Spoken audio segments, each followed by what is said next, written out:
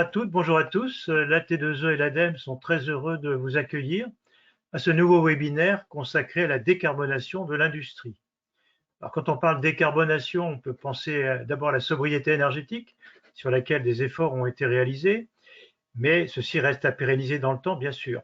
Mais c'est surtout, je dirais, l'efficacité énergétique des procédés comme des utilités, la valorisation de la chaleur fatale, des énergies thermiques renouvelables, la modification du mix énergétique avec notamment l'électrification des procédés, la modification du mix matière avec le recyclage ou l'utilisation d'intrants alternatifs, et enfin le captage, le stockage et l'utilisation du CO2. Donc tous ces leviers sont évidemment indispensables à l'atteinte des objectifs très ambitieux que la stratégie nationale bas carbone a fixés pour l'industrie, à savoir moins 35% en 2030, moins 81% en 2050. On peut rappeler que l'industrie, c'est environ 20% de nos émissions de gaz à effet de serre. Donc, vous vous souvenez sans doute des nombreux outils qui ont été mis en place par les pouvoirs publics pour aider le financement des investissements, d'abord avec le Fonds de décarbonation de l'industrie de France Relance, puis les appels à projets dans le cadre de France 2030. Donc aujourd'hui, les experts de la DGE et de l'ADEME vont se focaliser sur le nouvel appel à projet Décarb Inde, qui vise donc les investissements de plus de 3 millions d'euros, donc la version 2023. On peut imaginer que dans quelques mois, il y aura peut-être d'autres dispositifs qui viendront le compléter. Donc avec nous ce matin, nous aurons Thomas Janin de la DGE qui va prendre la parole en premier. Pour l'ADEME, Charlie Clédon, Florent Villard, Valentin Jean et Lucas Schmitt. Et sans oublier Karine Maillard pour la T2E qui présentera le programme de formation et d'accompagnement Pacte Industrie. Donc, vous avez eu les petits rappels pratiques tout à l'heure. Donc, les questions, c'est dans le volet questions-réponses qu'il faut les poser. Les différents ingénieurs vont s'efforcer de répondre en ligne, comme vous êtes très nombreux, mais nous ferons plusieurs pauses de questions. Nous répondrons oralement aux questions les plus importantes, bien sûr.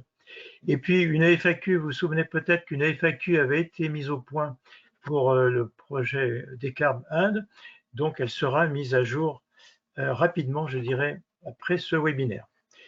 Donc, Thomas Janin, de la Direction générale des entreprises, je vous donne la parole. Merci beaucoup pour l'introduction. Effectivement, je vais peut-être revenir en quelques mots sur les émissions de l'industrie. Donc, l'industrie, c'est environ 12% du PIB français, 19% des émissions, dans un secteur ou certains sous-secteurs assez intensifs en énergie, qui représentent une part très significative des émissions nationales sur lesquelles on ne peut pas faire l'impasse pour atteindre nos objectifs nationaux. Donc les objectifs nationaux sont pour l'instant de moins 35% entre 1990 entre 2015 et 2030. Et l'adoption du paquet européen Fit for 55 va nous imposer de rehausser nos ambitions encore sur le volet industrie, comme sur tous les autres volets. Et donc on arrive à des niveaux où effectivement l'action de tous est impératif pour être au plus près de nos objectifs, même si on sait déjà que ça va être compliqué. Les émissions industrielles, effectivement, sont concentrées autour d'un certain nombre de gros sites, mais ça ne veut pas dire qu'il ne faut pas aussi traiter les sites un peu plus diffus, qui ont des émissions significatives, mais peut-être moins. Enfin, en tout cas, on voit qu'en dehors de l'ETS, il y a déjà que 20% des émissions industrielles. Donc c'est avant tout les gros sites qui sont les gros émetteurs. Peut-être sur l'objectif aussi côté DGE, c'est vraiment de ne pas avoir une logique de désindustrialisation. Donc on ne veut pas que la décarbonation soit associée à de la désindustrialisation, en particulier dans un contexte où l'industrie, finalement, c'est possible de délocaliser les émissions. Et donc on pousse très fort pour prendre en compte la logique d'empreinte carbone partout là où c'est possible, plutôt qu'uniquement la logique d'émissions nationales qui finira d'une façon ou d'une autre par nuire si elle n'est pas associée de considérations liées à l'empreinte carbone de nos émissions. Un point supplémentaire, c'est qu'on vit un bouleversement sur les marchés de l'énergie qu'on espère le plus limité possible, mais dont il ne faut quand même pas exclure qu'il soit très durable. Ce bouleversement impacte aussi les marchés du carbone. Et ça donne une forte incitation à tous à agir, à la fois aux entreprises parce que les coûts de l'énergie sont devenus tels que c'est pas une variable d'ajustement, et la compétitivité et la performance énergétique devient vraiment quelque chose de très structurel. Et pour l'État, pour éviter d'avoir des entreprises qui ferment compte tenu des coûts de l'énergie. Donc je pense que c'est le moment d'agir de façon intense sur la décarbonation de l'industrie. Le renforcement de l'ETS et la mise en place du mécanisme d'ajustement carbone aux frontières sur les productions les plus intensives en énergie continueront d'avoir des impacts, en particulier pour protéger l'industrie en France, en tout cas sur les parties les plus émettrices. Et également pour continuer à fournir des incitations très significatives à la décarbonation avec l'ETS pour tout le secteur qui est industriel qui est couvert par l'ETS. Peut-être une logique qui est un peu plus récente, c'est sur la logique de planification qui vise vraiment à crédibiliser toutes les trajectoires qu'on peut avoir pour atteindre le net zéro. Et donc s'assurer que les objectifs qui sont, on va dire, très macro et très simples à faire voter par le politique peuvent être atteints et dans quelle mesure ils peuvent être atteints. Donc ça inclut en particulier le besoin d'avoir des sources énergétiques et de s'assurer du bouclage de certains paramètres comme l'électricité ou la biomasse. Et donc c'est une partie du travail avec le plan, c'est de s'assurer que les besoins de l'industrie en termes de biomasse et d'électricité seront bien couverts dans le cadre des programmations qu'on peut avoir sur le secteur. Il y a aussi un volet vraiment d'infrastructure qui commence à être développé pour s'assurer qu'on aura des infrastructures à la fois sur des nouveaux vecteurs énergétiques et sur des vecteurs énergétiques plus anciens comme les réseaux de chaleur, mais voilà, de commencer à développer et à réfléchir sur des infrastructures de CO2 et d'hydrogène et bien sûr électrique aussi qu'on a besoin de développer pour décarboner toute l'industrie. Donc le but c'est vraiment d'avoir une trajectoire plus optimale vers le net zéro et de pas se concentrer uniquement sur le présent pour les choix qu'on va faire, pour pas avoir de choix trop court-termistes à la fois des entreprises et surtout de l'État, donc d'avoir une vraie vision sur la trajectoire, même si on sait que de toute façon c'est quelque chose qui évoluera. Et peut-être un autre point aussi sur la logique territoriale.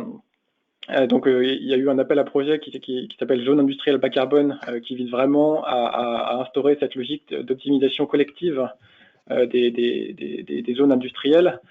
C'est quelque chose qui va forcément se renforcer et les entreprises doivent peut-être de plus en plus considérer qu'elles font partie d'un système énergétique de plus en plus complexe et sortir de la logique d'être un site individuel. Donc de toute façon, on sera soumis à des interactions plus fortes avec son environnement, que ce soit par la tarification de l'électricité ou d'autres choses. Et donc, il faut quand même garder en tête qu'on a besoin de se projeter dans un monde qui sera différent de celui d'aujourd'hui. Et l'ADEME et la T2E, d'ailleurs, parleront aussi des dispositifs d'accompagnement qui peuvent aider pour mener ce genre de réflexion. Sur le financement public, du coup, on est effectivement très heureux de pouvoir relancer un cahier des charges sur le sujet de décarbonation de l'industrie.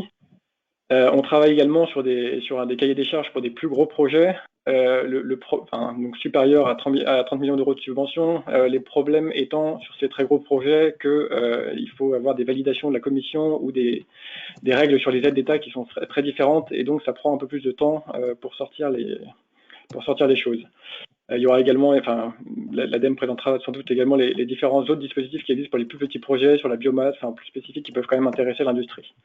Du coup, sur les évolutions qu'il faut retenir sur le dispositif de soutien public, c'est qu'on va de plus en plus se prendre en compte les technologies qui sont utilisées pour la décarbonation et favoriser certaines technologies qui sont, on va dire, à ce stade peu déployées, mais qui nécessitent d'être déployées et pour lesquelles il faut vraiment amorcer la pompe pour que ces technologies existent et pour que ces technologies puissent émerger. Le deuxième point, c'est qu'il faut vraiment, on va aussi prendre en compte davantage l'ambition des projets, c'est-à-dire que voilà, on veut des projets qui permettent vraiment d'atteindre le net zéro et d'avoir une trajectoire qui va en direction du net zéro.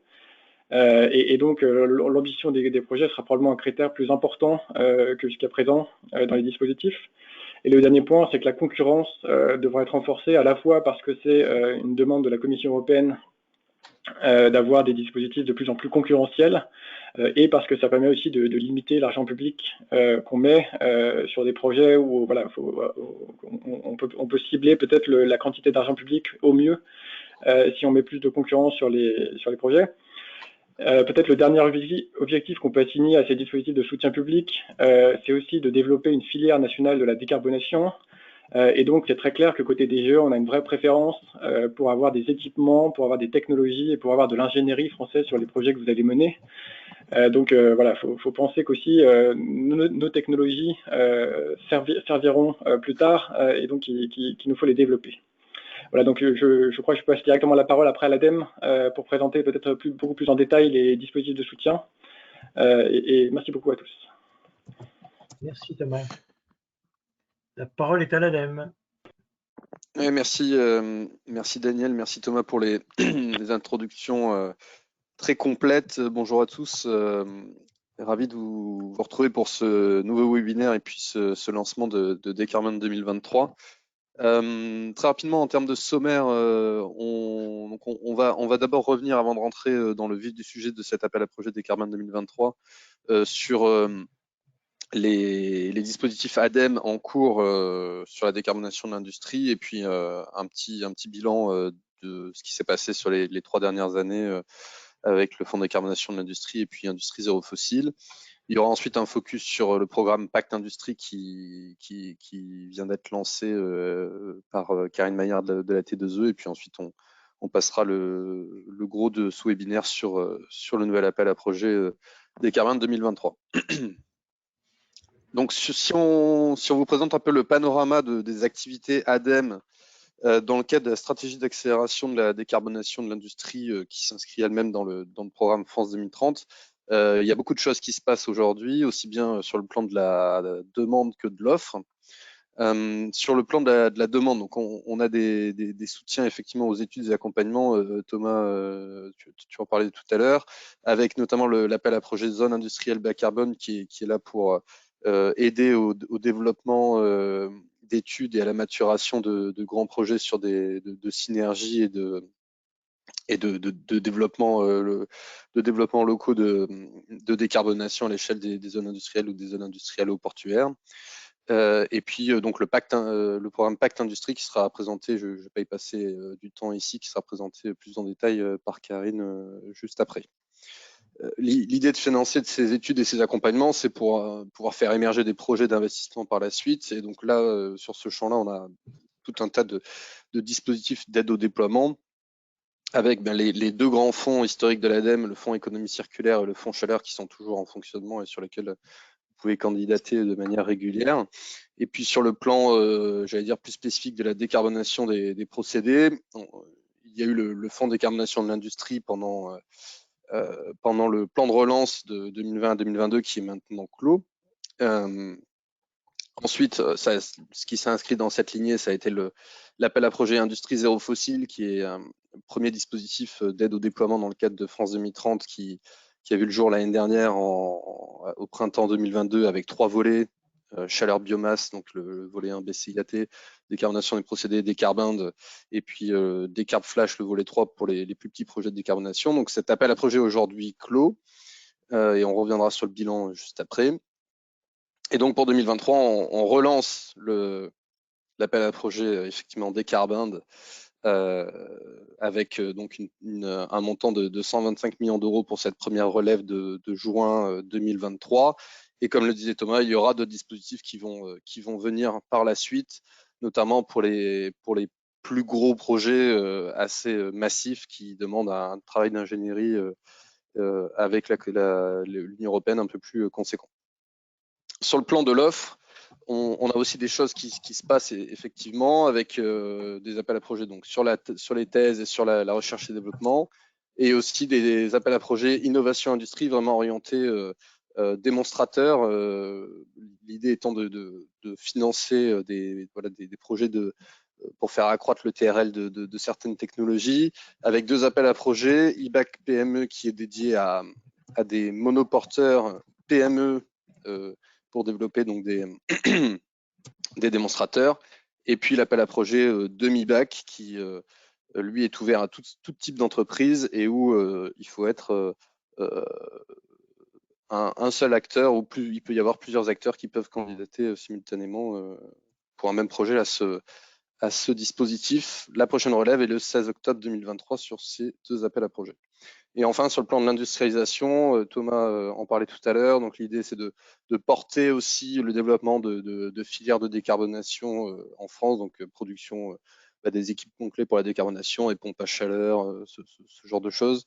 Il existait la AP Solimbac dans le cadre de France Relance, qui est maintenant clos, et il y a des réflexions en cours aujourd'hui pour éventuellement poursuivre ce process-là. Je propose donc de faire un rapide bilan de ce qui s'est passé tout d'abord dans le cadre de France Relance sur le fonds décarbonation de l'industrie, plus spécifiquement sur son volet décarbonation des procédés. Pour mémoire, ce fonds décarbonation de l'industrie avait un volet chaleur biomasse et un volet décarbonation des procédés. Sur la décarbonation des procédés, c'est donc 136 lauréats qui sont, comme vous pouvez le voir, répartis sur l'ensemble du territoire français, que ce soit en métropole ou en outre-mer. Sur ces projets, on a débloqué plus de 550 millions d'euros d'aide publique pour pouvoir déclencher quasiment 3 milliards d'euros d'investissement industriel, ce qui va nous permettre à terme, quand les projets seront en fonctionnement, d'abattre plus de 2,5 millions de tonnes de CO2 à isoproduction et quasiment 8 TWh d'économie d'énergie toujours à isoproduction, ce qui est conséquent. Et je parlais territoire tout à l'heure, voilà, on retrouve essentiellement aussi une concentration des projets, bien entendu, dans les grandes zones industrielles ou industriello-portuaires françaises. Sur le plan, donc il y a eu le fonds décarbonation de l'industrie en 2020-2022. Ça s'est muté, entre guillemets, ou poursuivi dans le cadre de France 2030 avec la stratégie d'accélération de la décarbonation de l'industrie.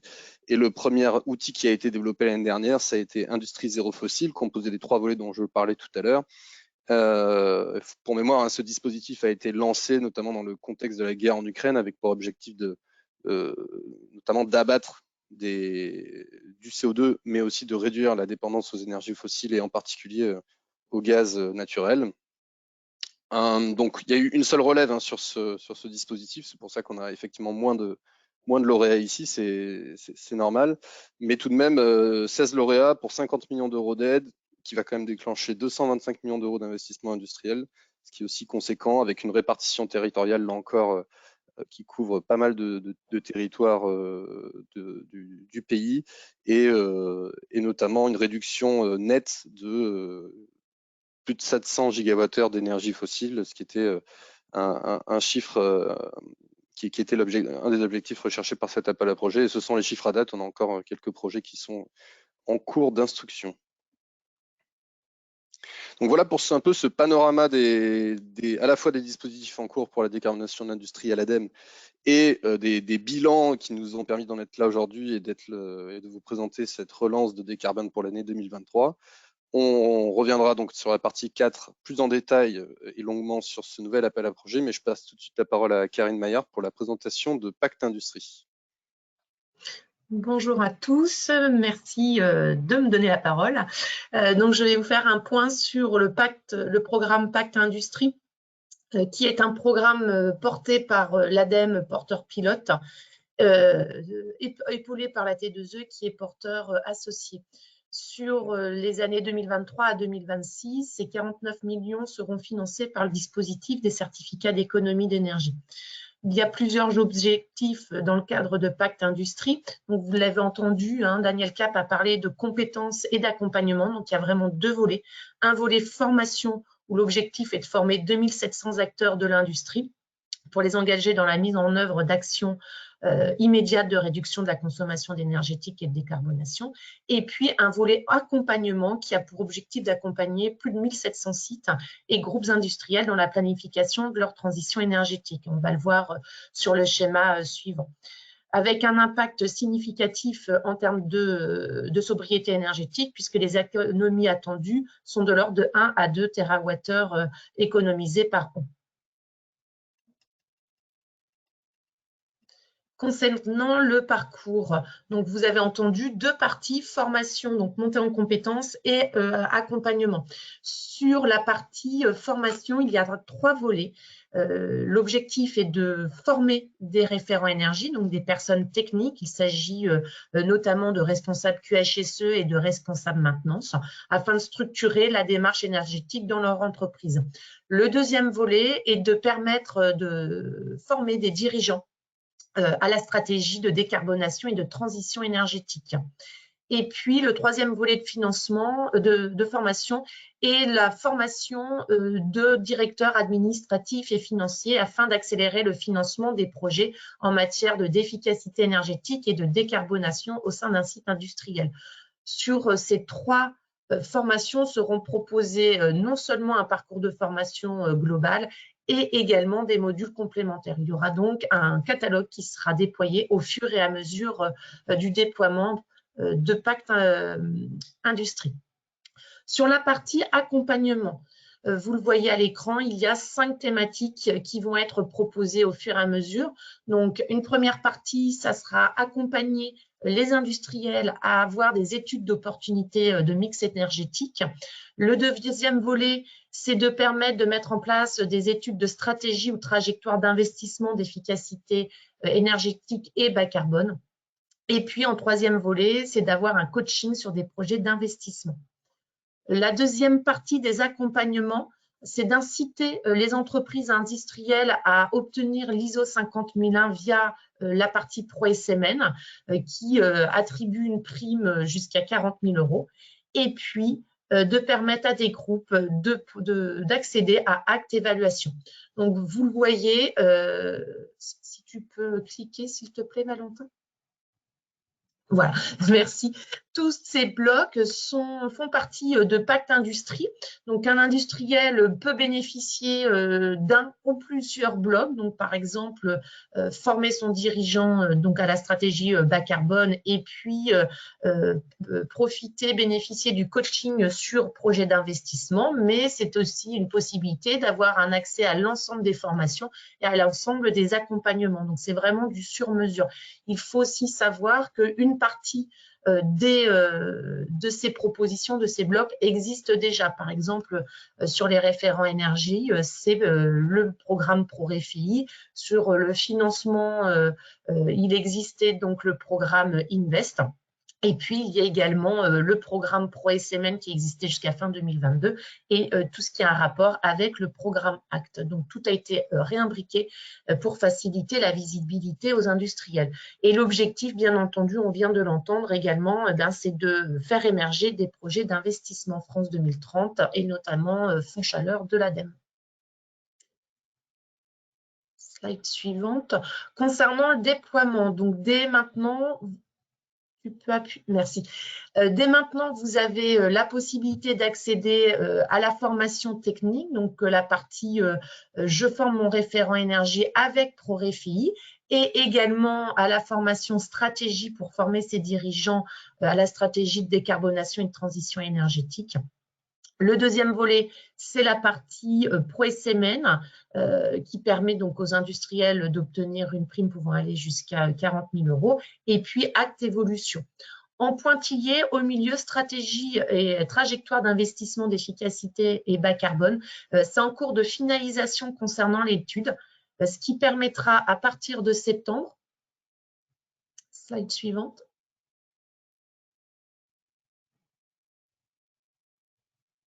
voilà, ce qui permettra à partir de septembre donc, de pouvoir toujours proposer la formation pour les référents énergie et la formation pour les dirigeants, mais également de proposer donc les accompagnements pour des études d'opportunités mixtes énergétiques, des accompagnements en stratégie et trajectoire d'investissement d'efficacité énergétique bas carbone, et la deuxième partie, ProSMN et Acte Évaluation. Et à partir de 2024, l'ensemble des blocs seront disponibles et feront partie donc de Pacte Industrie.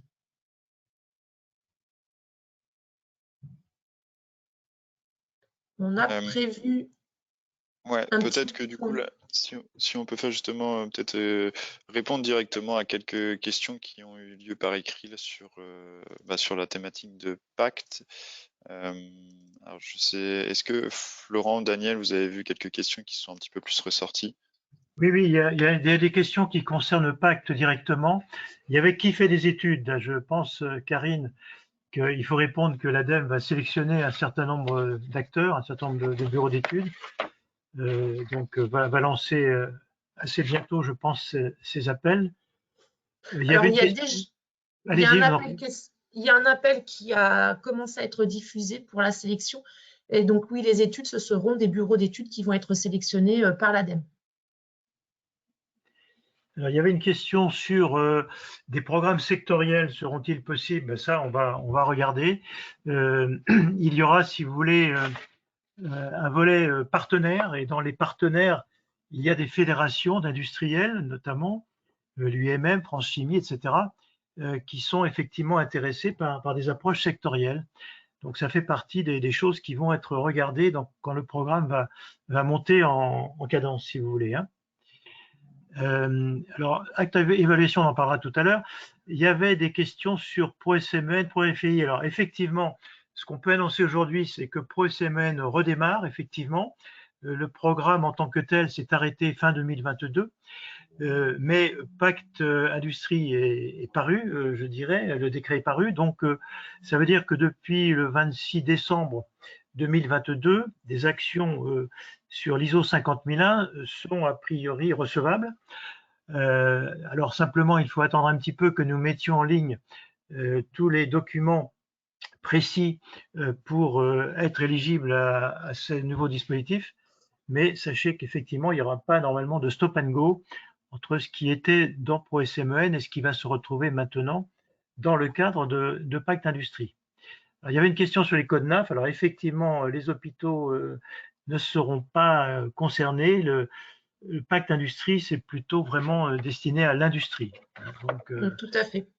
Voilà, ça je crois qu'il faut être clair là-dessus. Je ne sais pas si vous avez vu d'autres questions, Karine, sur Pacte. A priori, non. La dernière, c'était sur les secteurs industriels. Alors pour FEI, il y a une question aussi. Pour FEI, en fait, continue jusqu'à fin 2023 et va évidemment ensuite intégrer Pacte. Il y avait une question, est-ce que ça sera la même chose? Bon, peut-être qu'on va faire évoluer les choses, hein, certainement. Suivez notre actualité et découvrez certainement la nouvelle version à partir de janvier 2024. Voilà, je crois que c'était les questions qui concernaient Pacte, effectivement.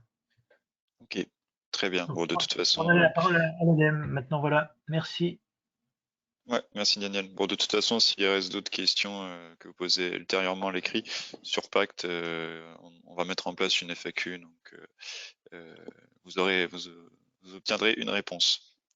Du coup, maintenant, on va attaquer le cœur du webinaire avec la présentation donc, de l'appel à projet Décarbinde version 2023. Et je vais laisser la parole à Charlie. Bonjour à tous. Donc c'est bien Charlie qui vous parle, même si c'est pas le bon nom qui s'affiche. J'ai un petit problème de caméra, donc j'ai interverti de place avec mon collègue Florent Villard. Donc, je suis également chargé de mission décarbonation de l'industrie à l'ADEME, au service industrie, donc sur le site d'Angers. Donc je vais vous exposer les principaux critères de ce nouvel appel à projet Décarbone 2023. On va avoir deux relèves qui sont déjà annoncées. La première, le 27 juin 2023, donc on a conscience que c'est une échéance assez courte, mais vous avez déjà pour les projets qui ne pourront pas déposer d'ici juin, une deuxième relève qui est annoncée donc pour le 12 décembre 2023 et qui vous laisse donc un petit peu plus de temps pour préparer votre projet. Pour la première relève, on a déjà le budget qui a été annoncé de 125 millions d'euros qui seront donc à répartir entre les différents projets lauréats de cette première relève. Et pour rappel, vous avez donc le cahier des charges et l'ensemble des pièces obligatoires qui sont disponibles sur la page Agir pour la transition de l'ADEME. Donc, dans un premier temps, je vais vous exposer l'ensemble des critères, bien entendu, un petit peu plus tard dans la présentation. Mais pour ceux qui sont déjà habitués à nos dispositifs, on voulait vous exposer en avant-première les grandes nouveautés de ce nouvel appel à projet. La première grande nouveauté, c'est pour la première fois l'éligibilité des thématiques de captage, stockage et utilisation de CO2 donc que ce soit pour certaines applications de séquestration ou certaines applications d'utilisation du CO2. Je reviendrai un petit peu plus en détail sur ce point par la suite. La deuxième grande nouveauté, c'est cette fois une restriction qui va être très fortement renforcée sur cet appel à projet sur l'ensemble des usages de combustibles fossiles. Cette restriction, elle n'est pas en fait de notre ressort, c'est l'évolution de la réglementation européenne du RGEC qui impose en fait de ne plus financer l'ensemble des appareils de combustion fossile. Donc pareil, je reviendrai un petit peu plus en détail là-dessus juste sur la slide suivante. Et enfin, la dernière grande nouveauté qui est en fait plus un renforcement, c'est le fait qu'on va très fortement renforcer la mise en concurrence entre vos projets. Donc qu'est-ce que ça veut dire? Ça veut dire qu'en fait, on veut vous inciter à demander le montant d'aide dont vous avez réellement besoin et à ne pas finalement demander un montant d'aide maximal mais qui ne correspond pas forcément à vos besoins. Donc il faut savoir voilà, que nous ensuite, on va comparer l'ensemble des projets, que donc si votre projet est moins performant au point de vue de certains critères qu'on vous exposera plus tard, par rapport à d'autres projets, eh bien, il ne sera tout simplement pas sélectionné. Donc dans la slide suivante, voilà, dans cette slide, je vais revenir un petit peu plus en détail donc sur cette évolution du RGEC de la réglementation européenne. Donc dans un premier temps, le premier point qu'il faut retenir, c'est que pour toute thématique de décarbonation, une opération d'installation ou de remplacement d'un équipement qui permet une combustion directe de ressources fossiles ne sera plus possible du tout sur cet appel à projet. Donc, qu'est-ce que ça veut dire un petit peu plus concrètement? Ça veut dire que si vous fonctionnez par exemple au fioul lourd ou au charbon et que vous souhaitez remplacer cela par un équipement qui fonctionne au gaz naturel, on ne pourra plus le financer. C'était déjà le cas d'ailleurs sur l'appel à projet précédent. Là où on a une vraie nouveauté, c'est que si vous avez par exemple un équipement qui fonctionnait déjà au gaz naturel et que vous souhaitez le remplacer par un équipement qui fonctionne toujours au gaz naturel, même s'il est beaucoup plus efficace énergétiquement, on ne pourra plus traiter ça sur cet appel à projet suite à l'évolution de la réglementation européenne. Là où ça devient un tout petit peu plus compliqué, donc pour des applications de modification de mix énergétique ou matière, l'installation de composants additionnels qui vous permet d'améliorer l'efficacité énergétique est éligible à 2 exceptions près. La première exception, c'est si cette opération entraîne également une augmentation de la capacité de production. Et la deuxième de ces interdictions, c'est si cela entraîne une augmentation nette de votre consommation de combustibles fossiles. Donc, je vais essayer de prendre un petit exemple pour être un petit peu plus concret. Par exemple, si vous êtes un verrier, certains d'entre vous se reconnaîtront, et que vous souhaitez installer des composants qui vous permettent d'améliorer le tri du calcin et donc d'en injecter un petit peu plus dans votre four qui fonctionne toujours au gaz, cela reste éligible, sauf si votre projet entraîne également une augmentation de votre capacité de production. Voilà, pour prendre un exemple un petit peu plus concret. Pour ces composants additionnels, nous n'avons pas ces 2 restrictions pour les opérations d'efficacité énergétique. Ça veut dire que si vous souhaitez installer un composant additionnel à votre équipement de combustion fossile qui permet d'améliorer la protection à l'environnement, cela sera toujours éligible. Donc encore une fois, pour prendre un petit exemple, si par exemple vous avez un four qui fonctionne au gaz et que vous souhaitez effectuer de la récupération de chaleur sur les fumées de votre four, c'est quelque chose qu'on pourra toujours financer dans tous les cas, qu'il y ait une augmentation de la production ou non.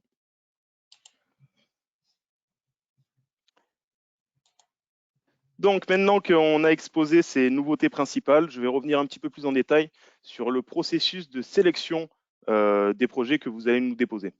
Donc suite au dépôt de l'ensemble des dossiers, on va d'abord effectuer une première présélection. Et donc pour cette présélection, on va tout simplement regarder l'ensemble des critères d'éligibilité et on va donc exclure dans un premier temps l'ensemble des projets qui sont inéligibles, tout simplement. Donc dans la slide suivante, je vais vous présenter un petit résumé de l'ensemble des critères que nous avons pour ce nouvel appel à projet. On a dans un premier temps des critères financiers, donc comme vous le savez, des niveaux d'investissement qui doivent être supérieurs à 3 millions d'euros. Donc on est sur des projets de décarbonation conséquents sur cet appel à projet. Et on a des demandes d'aide maximum qui sont fixées à 30 millions d'euros. Pour respecter le critère d'incitativité de l'aide, on vous demande qu'aucun travaux n'ait été engagé avant votre demande d'aide pour nous montrer que vous avez réellement besoin de cette aide pour effectuer le projet. Et enfin, le porteur de projet ne doit pas être classé en difficulté d'un point de vue juridique. Donc ça, c'est quelque chose qui ne change pas. Il faut savoir que vous pouvez avoir une dérogation seulement si vous êtes tombé en difficulté dans le contexte de la crise Covid, donc entre le 1er janvier 2020 et juin 2021. En revanche, si vous êtes tombé en difficulté à la suite de juin 2021, cette dérogation ne s'applique pas. On a ensuite un ensemble de critères qui s'appliquent aux émissions de gaz à effet de serre. Et donc, une nouveauté sur cet appel à projet, c'est qu'on a mis un quota minimum, un seuil minimum d'abattement de gaz à effet de serre qui est fixé à 1000 tonnes de CO2 équivalent par an pour votre projet.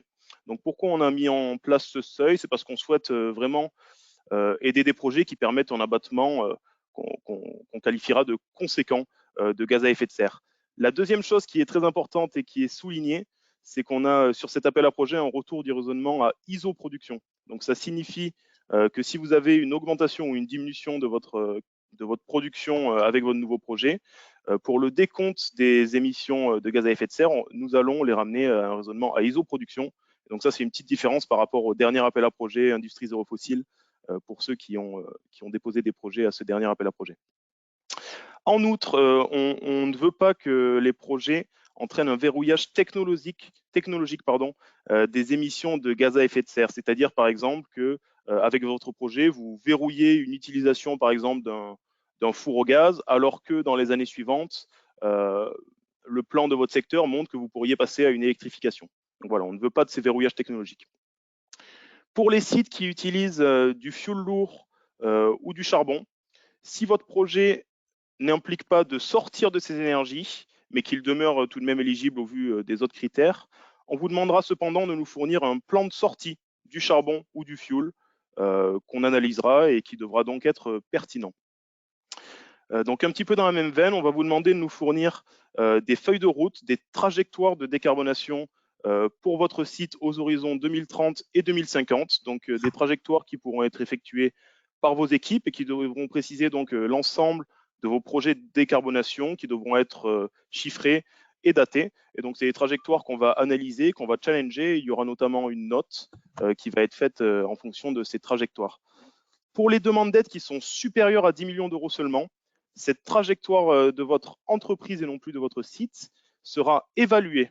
Et donc, on vous demandera de l'évaluer avec quelque chose du type acte évaluation, donc qui peut être présent sur le dispositif PACT, comme vous a été présenté un petit peu plus tôt. Ça peut également être un dispositif similaire. Voilà, c'est juste à titre indicatif. On veut un dispositif du type acte évaluation. Comme cette évaluation, bien entendu, si vous ne l'avez pas encore faite, elle n'est pas instantanée, on vous donne un délai jusqu'à 3 mois après le dépôt de votre candidature pour nous fournir cette évaluation de votre trajectoire. Sur cet appel à projet, on est toujours sur des technologies, sur l'aide à des technologies et des projets qui doivent être matures. Voilà, on n'est pas sur une aide à la recherche et au développement ou sur une aide à des prototypes, à des tests. On souhaite vraiment une implémentation de solutions qui sont déjà matures et qui permettent un abattement de gaz à effet de serre qui est certain et qui est immédiat. On souhaite en fait ensuite que l'ensemble des projets soient bien entendu respectueux de l'environnement. Mais donc ça veut dire que même si votre projet permet d'abattre des gaz à effet de serre, on va également regarder d'autres critères. Si au-delà de ça, votre projet entraîne par exemple une augmentation de la pollution de l'air, de la pollution de l'eau ou un impact négatif sur la biodiversité par exemple, votre projet ne sera pas éligible à notre dispositif. On va regarder un ensemble de critères DNSH qui signifie Do Not Significant Harm, qui est fourni par le ministère de la Transition écologique. Et donc voilà, il faut que votre projet puisse respecter l'ensemble de ces critères. Et enfin, bien entendu, il faut que votre projet respecte la cible des thématiques éligibles que je vais vous présenter donc dans la slide suivante. Avant de vous présenter ces différentes thématiques de décarbonation, je vous rappelle que comme pour les dispositifs précédents, nous encourageons les projets qui mêlent différentes thématiques et qui mêlent différentes briques de décarbonation. Donc voilà, votre projet ne doit pas forcément traiter d'un seul point, mais bien au contraire, nous encourageons à ce que vous ayez des projets variés qui mêlent différentes briques de décarbonation. La première thématique est bien entendu la thématique d'efficacité énergétique, qui peut par exemple consister en l'installation ou l'ajout d'un équipement qui permet d'améliorer l'efficacité énergétique de vos procédés. Bien entendu, encore une fois, j'insiste sur le fait que cette efficacité énergétique ne pourra pas être financé sur des équipements de combustion fossile. Les deux autres thématiques principales d'efficacité énergétique que nous pourrons aider sont la récupération de chaleur fatale et la valorisation de combustible fatal. Donc, il faut savoir que ces deux briques seront aidées via notre dispositif uniquement si elles sont en complément d'autres briques de décarbonation. Si votre projet consiste seulement en de la récupération de chaleur fatale ou en de la valorisation de combustible fatal, ça ne sera pas traité par notre dispositif, mais par le fonds chaleur de l'ADEME. Bon, donc si vous avez une brique de récupération de chaleur fatale, nous, on souhaite vraiment valoriser dans un premier temps la valorisation thermique de cette chaleur fatale sur votre site industriel. Une valorisation électrique via une machine à cycle organique de Rankine est possible uniquement si vous nous démontrez que la valorisation thermique n'est pas pertinente, tout simplement parce qu'on a des rendements qui sont assez faibles sur ces machines à cycle organique de Rankine et que donc on préfère une valorisation thermique directe. De même pour les combustibles fatals, on souhaite en priorité des valorisations 100% thermiques et la cogénération pour génération d'électricité sera seulement possible si la valorisation 100% thermique n'est pas pertinente. Notre deuxième thématique de décarbonation est la modification du mix énergétique, alors qui peut consister principalement en deux choses. La première, c'est une électrification de votre procédé, avec par exemple une électrification de votre four, pour les procédés qui utilisent de la vapeur, une recompression mécanique de vapeur ou encore l'utilisation de pompes à chaleur, voilà, pour ne citer que quelques exemples. Et la deuxième possibilité de modification de votre mix énergétique est donc l'utilisation d'énergie thermique renouvelable, donc bien entendu de biomasse, pour des applications qui ne sont pas couvertes, encore une fois, par le fonds chaleur. Donc typiquement, si votre projet est uniquement l'installation d'une chaudière biomasse, ça sera traité par le fonds chaleur. Par contre, si par exemple, vous avez un projet d'utilisation de déchets de l'agriculture directement dans un de vos fours, là, c'est un projet qui pourra être traité sur notre dispositif. J'insiste une fois de plus, on ne traitera plus des changements de combustible, du fioul lourd ou du charbon vers le gaz naturel. Donc cette modification du mix énergétique n'est plus possible sur cet appel à projet. En troisième thématique principale, on a la modification cette fois de notre mix matière avec une utilisation de matériaux recyclés de votre industrie qui doit permettre une décarbonation de votre industrie et un abattement de gaz à effet de serre par exemple. Ça peut également être une efficacité matière qui fait que comme vous traitez moins de matière, vous avez des consommations énergétiques qui sont moindres et donc bien entendu des émissions de gaz à effet de serre qui sont également moindres. Ou encore, ça peut être l'utilisation de matières premières qu'on va dire alternatives. Donc ce sont des matières premières qui sont moins carbonées, voire décarbonées, et qui permettent donc de diminuer les émissions qu'on appelle procédées par décarbonatation. Enfin, on a également inclus la réduction d'autres gaz à effet de serre que le CO2, donc par des modifications matières dans cette catégorie. Donc ça peut être typiquement le changement de fluide frigorigène pour un fluide frigorigène qui a un pouvoir de réchauffement global qui est plus faible que celui des HFC par exemple, mais également, par exemple, si vous êtes dans le secteur de la chimie, une modification matière qui vous permet de diminuer vos émissions de protoxyde d'azote, ou encore, pourquoi pas, une diminution de méthane, même si historiquement, on a eu très peu de projets, aucun, même si je ne me trompe pas, qui permettaient d'abattre du méthane, mais si vous avez un projet qui permet d'en abattre, ça serait éligible à notre dispositif. Et enfin, notre dernière thématique dont j'ai déjà parlé tout à l'heure, qui est nouvelle, c'est donc l'introduction du captage, de stockage et de l'utilisation du dioxyde de carbone. Donc, je vais dans un premier temps me concentrer sur la thématique de séquestration du dioxyde de carbone. Votre projet peut être éligible, bien entendu, s'il est mature, mais également s'il se situe dans le périmètre d'un projet de développement d'infrastructures de stockage qui est également mature. Qu'est-ce que ça signifie? Ça signifie qu'on souhaite que vous soyez à proximité, par exemple, d'un projet concret d'installation de tuyaux qui permettront d'envoyer le dioxyde de carbone vers un site de stockage, ou alors, pourquoi pas, que vous soyez à proximité directe d'un port qui permet d'envoyer donc votre dioxyde de carbone liquéfié vers un site de stockage. Si vous êtes en plein centre de la France et qu'il n'y a aucun projet qui est prévu pour déployer des tuyaux, malheureusement, ça ne sera pas éligible pour vous, la thématique de séquestration du dioxyde de carbone, puisqu'il n'y a pas d'applications concrètes qui vous permettront d'envoyer ce dioxyde de carbone vers des sites de stockage. Pour ce qui est de l'utilisation, pour cet appel à projet et pour cette première, on se limite uniquement à la minéralisation du dioxyde de carbone, donc sous forme de carbonate, qui vont rester stables. Pourquoi? Pour deux raisons principales, parce qu'il nous semble que c'est la seule thématique d'utilisation du dioxyde de carbone qui permet de répondre à deux critères, à la fois un critère de maturité, parce que c'est quelque chose qui est déjà maîtrisé, et à la fois un critère de séquestration du carbone en dehors de l'atmosphère à long terme, là où d'autres thématiques d'utilisation du dioxyde de carbone ne permettent finalement de le maintenir en dehors de l'atmosphère qu'à beaucoup plus court terme. Et donc ça, c'est quelque chose qui nous semble moins pertinent et qu'on ne souhaite pas aider pour l'instant. Donc juste pour faire miroir à l'ensemble de ces thématiques éligibles, je vais également rapidement exposer quelques thématiques et secteurs qui typiquement sont inéligibles. Donc avec cet appel à projet, encore une fois, on se concentre sur les applications industrielles, donc tout ce qui est secteur tertiaire, agricole, bâtiments et travaux publics ou encore production d'énergie, même via l'unité de valorisation énergétique des déchets, ne seront pas éligibles à ce dispositif. Du point de vue des thématiques, ne seront pas éligibles l'ensemble des projets de décarbonation des bâtiments. Donc typiquement, si vous avez un projet d'isolation, de chauffage, de climatisation de vos bâtiments, c'est quelque chose qu'on ne prend pas en compte. À une exception près, c'est s'il s'agit de bâtiments industriels et que la régulation de l'atmosphère de votre bâtiment est nécessaire d'un point de vue de votre procédé industriel. Dans ce cas-là, ça rentre dans une application industrielle et donc ça peut être pris en compte dans notre appel à projet. J'insiste encore une fois sur le fait que toute opération d'utilisation du CO2 autre que la minéralisation n'est pas éligible, ainsi que bien entendu, je l'ai déjà dit plusieurs fois, le changement de combustible fioul lourd et charbon vers gaz. Les applications d'engins mobiles pour le transport de marchandises ne sont pas non plus éligibles à notre dispositif. En revanche, si vous avez un engin mobile qui reste sur votre site et qui vous sert simplement sur votre site industriel, ça c'est quelque chose qui peut être éligible. La cogénération hors combustible fatal n'est pas éligible. Les opérations de production d'énergie électrique renouvelable non plus.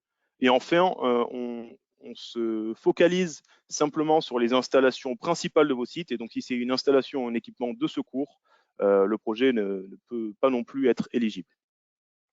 D'un point de vue des opérations, bien entendu, si votre opération est simplement une mise en conformité vis-à-vis d'une réglementation qui est déjà appliquée ou qui est sur le point d'être appliquée, on ne pourra pas aider votre projet puisque vous êtes obligé finalement d'effectuer le projet pour vous conformer au règlement et donc on n'a aucune raison d'aider le projet. Bien entendu, si l'opération est éligible à d'autres dispositifs de soutien, comme je l'ai déjà dit un petit peu plus tôt, comme le fonds chaleur ou les appels à projets H2, on ne les aidera pas.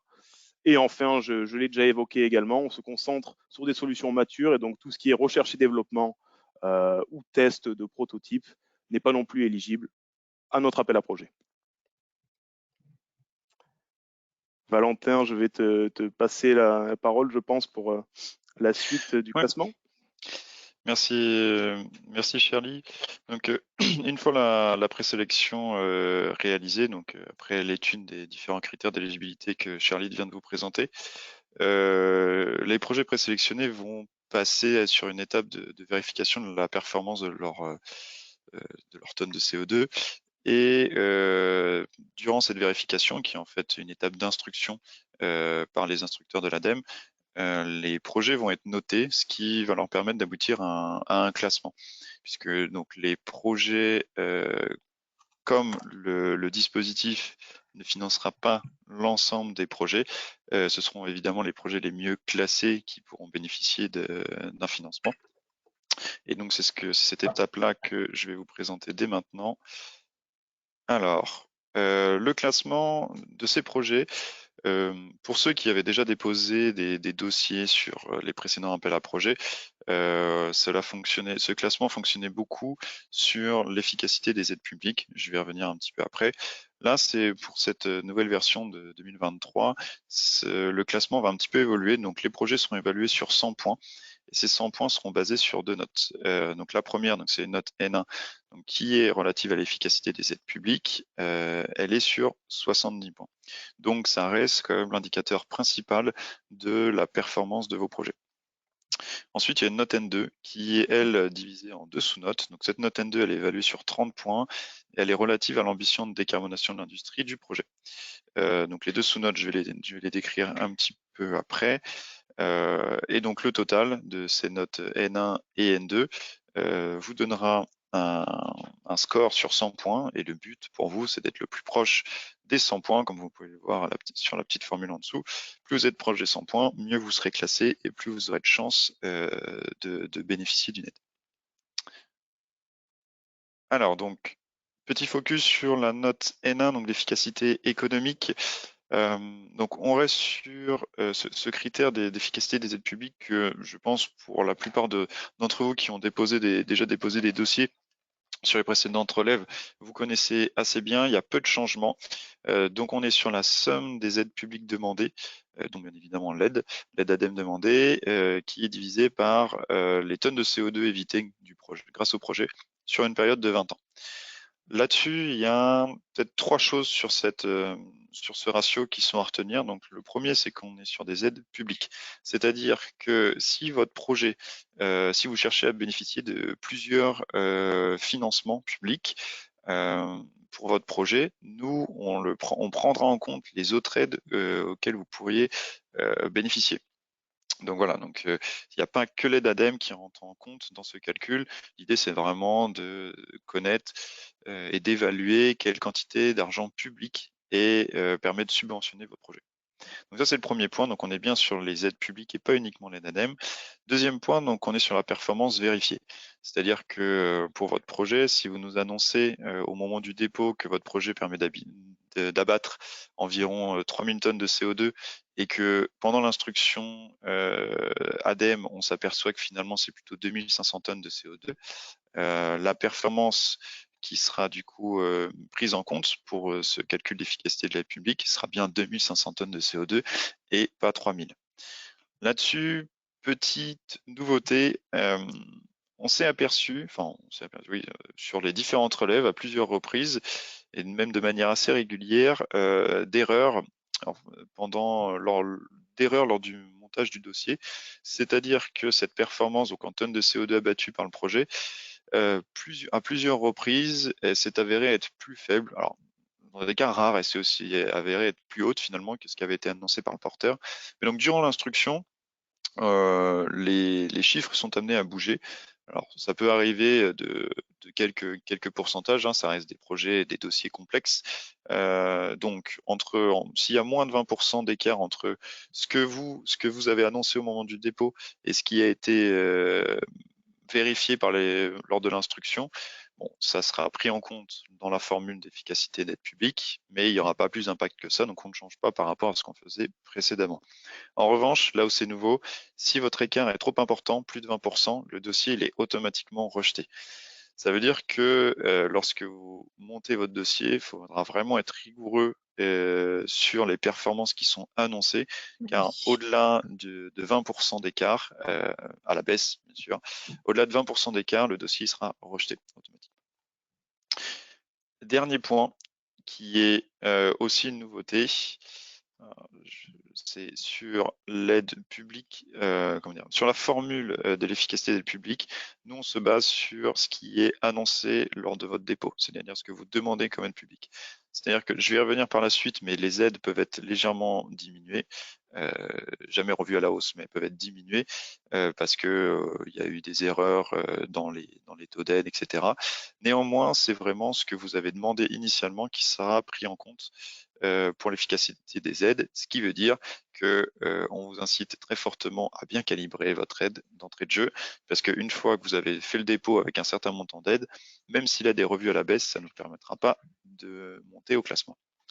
Donc, cette efficacité des aides publiques, en fait, on la relie à ce qu'on appelle la note N1 via la petite formule ici ci-dessous. C'est juste pour nous permettre une note de 70 points. Donc la seule variable étant l'efficacité des aides qui est présentée au-dessus. Ça, c'était pour la note N1, donc l'efficacité économique. Maintenant, sur les notes N2, enfin les deux sous-notes N2A et N2B, donc la première N2A, on est sur une note d'ambition technologique, donc elle évalue entre 1 et 5 points. L'idée de cette note-là, c'est d'évaluer, de bonifier des projets qui ont une, voire plusieurs technologies qui sont reconnues comme clés pour la décarbonation de l'industrie.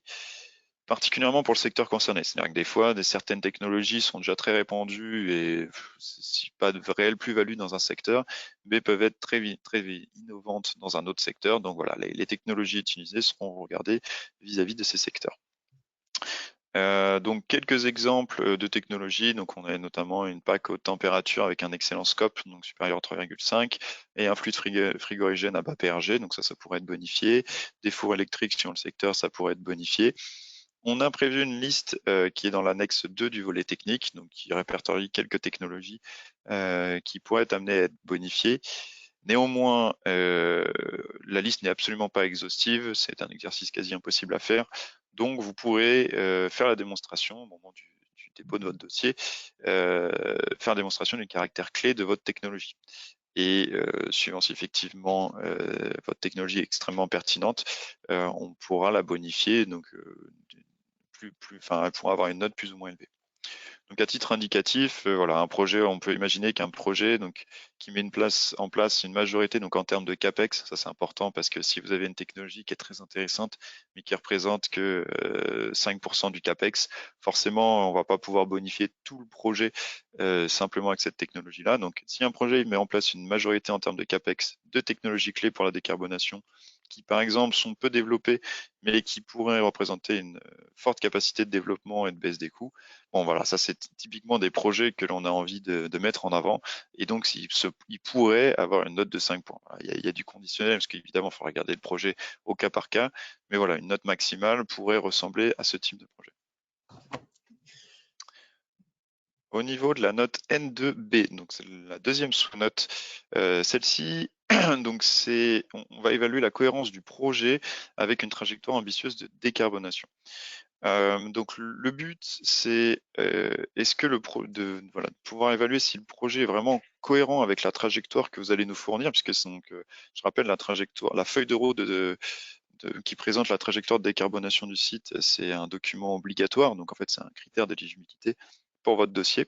Donc on va évaluer la cohérence du projet vis-à-vis de cette trajectoire et des leviers de décarbonation qui sont identifiés par la filière. Et en plus, on va également évaluer l'ampleur de l'effort de réduction des émissions de gaz à effet de serre permises par le projet. Donc cette sous-note, elle est évaluée entre 1 et 6 points. Et donc à titre indicatif, donc la note minimale, ça serait des projets qui sont pas vraiment liés à la trajectoire de décarbonation de votre site et qui en plus abattent très peu de tonnes de CO2 vis-à-vis du site. Donc s'ils abattent que 1-2% des émissions du site, qui en plus ils sont pas vraiment liés aux différents leviers de décarbonation que vous avez identifiés pour votre feuille de route, bon voilà, c'est pas un projet qui mérite d'être bonifié, donc il aura une note assez faible. En revanche, un projet qui s'inscrit totalement dans votre feuille de route, qui en plus permet d'abattre énormément de tonnes de CO2 à l'échelle du site, donc là on a mis un exemple, plus de 50%, forcément c'est un projet qui est extrêmement intéressant et donc lui il sera bonifié, donc jusqu'à la note maximale 6 points. Donc pour rappel, ce que je vous disais, donc cette feuille de route, elle est obligatoire. Vous devez nous la fournir puisque en plus, elle va servir d'évaluation. Enfin, elle va nous servir nous pour faire l'évaluation de cette note N2B. Et deuxième rappel, si vous faites une demande d'aide supérieure à 10 millions d'euros, il faut en plus donner une évaluation de cette feuille de route, donc avec par exemple, comme par exemple acte évaluation ou d'autres méthodes qui existent. Bon, allez, je me remets à mon cahier des charges. Alors, petit point d'étape, de nouveau des questions-réponses. Donc, il y a eu pas mal de questions qui ont défilé donc, depuis qu'on a démarré la présentation de l'appel à projet. Peut-être faire un point, Florence, si tu as pu voir quelques questions qui sont beaucoup revenues. Oui, alors il y a énormément de questions sur le chat, j'allais dire. Non, il y a eu beaucoup de questions sur acte évaluation. Qu'est-ce que acte évaluation, comment ça s'articule avec acte pas à pas. Donc je ne sais pas, Valentin, si tu veux essayer de formuler une réponse à ce sujet. Alors, bon, déjà, je reprécise, acte évaluation ne va pas concerner tous les projets, hein, c'est uniquement ceux qui font une demande d'aide supérieure à 10 millions d'euros. Et donc, en fait, ça va permettre d'évaluer votre feuille de route qui concerne la trajectoire de décarbonation de votre entreprise. Donc voilà, c'est une méthode qui va permettre d'évaluer cette trajectoire ça prend environ 2 à 3 mois pour la réaliser. Et donc, l'information peut-être supplémentaire, c'est que pour les projets donc, qui demandent une aide supérieure à 10 millions d'euros, donc vous avez besoin de réaliser une évaluation, donc soit via Act Évaluation, soit via d'autres méthodes. Néanmoins, on vous permet un délai, notamment pour ceux qui veulent déposer dès fin juin, on vous permet un délai de 3 mois après dépôt pour fournir cette évaluation. Donc voilà vis-à-vis de cette question. Je ne sais pas si toi tu veux rajouter quelque chose vraiment sur le fonctionnement d'Act Évaluation. Non, pas spécialement. On a eu aussi des questions beaucoup autour des switches de gaz naturel vers biogaz. Valentin, je te laisse répondre, je regarde le reste des questions maintenant. Ok. Alors là-dessus, ça va être très compliqué. Nous, par exemple, tout ce qui est garantie d'origine, on ne prend pas en compte. Donc, des switches qui permettent de passer donc, du gaz au biogaz, la plupart du temps, ça va pas passer sur cet appel à projet-là. On peut imaginer des situations où ce qui arrive sur certains sites et certains secteurs un peu spécifiques, où ils ont du biogaz qui est aujourd'hui torché. Parce que en fait, voilà, c'est pas quelque chose. La production de biogaz est un petit peu, c'est un sous-produit. C'est pas prévu dans leur process de base. Donc, bon, là effectivement, si c'est torché et que initialement c'est torché, qu'ils réutilisent et que ça leur permet de faire un switch gaz naturel biogaz, on peut imaginer que ça pourrait fonctionner. Ça pourrait fonctionner puisque on peut valoriser ça comme si c'était du gaz fatal. Par contre, vraiment attention sur ces projets-là. À voir évidemment au cas par cas, hein, mais en tout cas, tous les projets qui mettent en avant des garanties d'origine, ça ne passera pas. Il y a eu beaucoup de questions aussi sur la pyrogazéification. C'est plus un sujet côté fonds chaleur de l'ADEME. En fait, nous, l'objet, si jamais il y a par exemple l'intégration d'un syngas ou ce genre de choses, c'est dans le cadre de cet appel à projet, on va aider à financer l'évolution de l'outil de production pour intégrer ce nouveau gaz. Et on ne va pas aider la production énergétique entre guillemets de ce gaz-là, ça sera plutôt traité au fond chaleur. Et ensuite, il y a des dispositifs, il y a des doctrines aussi très particulières de ce point de vue-là, et ça on n'est pas spécialiste du sujet, donc on ne va pas s'aventurer sur la question, mais je sais qu'il y a beaucoup notamment de débats autour de la pyrogazéification en ce moment.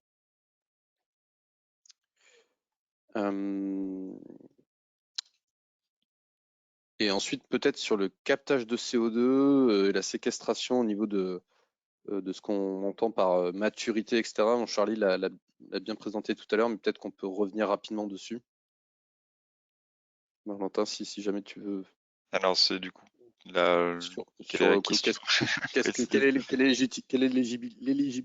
l'éligibilité de projets CCS Alors, effectivement, en fait, ça va beaucoup dépendre de la zone dans laquelle vous êtes. Si vous êtes dans des zones où il y a déjà des projets assez matures de développement de toute l'infrastructure CCS et que votre projet s'intègre dans ce développement-là, donc le projet sera éligible. En revanche, le CCS, malheureusement, ça ne peut pas fonctionner partout sur le territoire. Il y a des territoires qui n'auront pas ces possibilités de stocker, de capter, puis stocker facilement leur CO2. Donc, si vous essayez de porter un projet, mais dans une zone où c'est un vide en termes d'infrastructures existantes ou en cours de développement vis-à-vis de ces technologies de CCS, malheureusement, ça ne pourra pas être éligible. Et concernant le CCU, puisque je vois qu'il y a quelques questions, qu'on est bien sur la minéralisation uniquement du CCU, puisque c'est aujourd'hui le seul moyen de CCU qui permet de s'assurer d'avoir une vraie séquestration du carbone. La question de la réutilisation du carbone pour produire des e-fuels, par exemple du e-kérosène ou ce genre de choses, ça entraîne des problématiques de comptage de performance de CO2 assez compliqué.